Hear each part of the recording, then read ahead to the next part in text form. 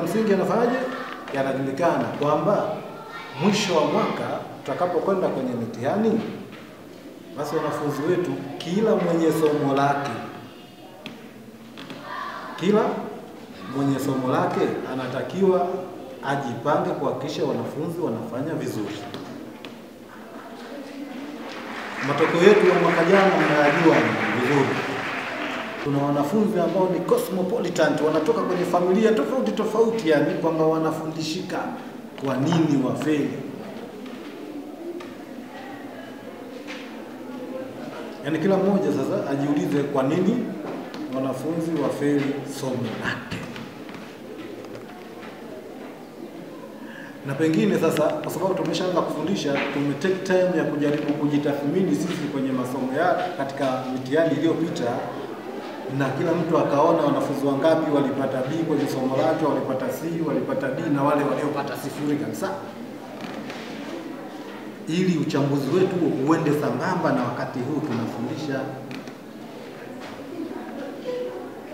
Tunatakiwa sisi kwenye masomo yetu, kwenye madarasa yetu kule, tujaribu kuangalia wale wanafunzi na kuanza kuwa grupu kuanzia sasa hivi ni wakina nani wanaonekana kwamba hawa kufaulu kwao sio jambo la nini la kubahatisha, na wapi ambao wanahitaji msukumo kidogo, na wapi wanahitaji kutumiwa nguvu zaidi ili angalau basi kuwaokoa.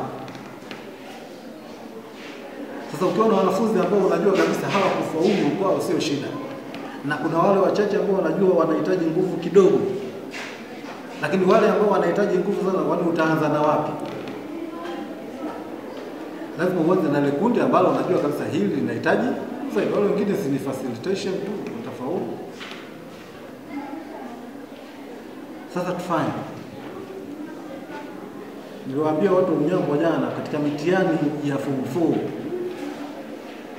ya mwaka jana, pamoja na kwamba tulipandisha ule ufaulu wetu kwa takriban 8% karibu na 9, kutoka 84 ya mwaka 23 hadi hiyo 91 ya mwaka jana. Mwalimu wa nidhamu ni nani hapa? Ni wewe hapo umesema mwandamizi nidhamu na nani? Uko peke yako? Una wasaidizi? Yes. Jamani, mwalimu wa nidhamu unajua katika shule unajua anatakiwa awe na sifa gani? Yaani mwalimu wa nidhamu katika shule anatakiwa awe mnoko sana kuliko mwalimu mwingine yote. Kwa sababu gani? Bila nidhamu kwa wale wanafunzi hatuwezi kuachivu kitu cha maana. Na hasa wakati huu tuliopo huu, kuna changamoto kubwa kabisa hii ya nini?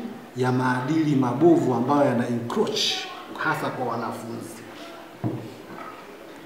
Wale kwamba si tuko huku, tuko madarasani, huyu mwingine yuko viwanjani, sijui mwingine yuko mabweni, lakini wanafunzi wanapenda kukaa nyuma kule katika blind sides ambazo sisi hatuwezi kuona.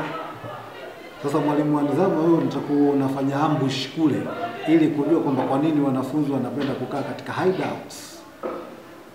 Wanajificha wanafanya nini kule.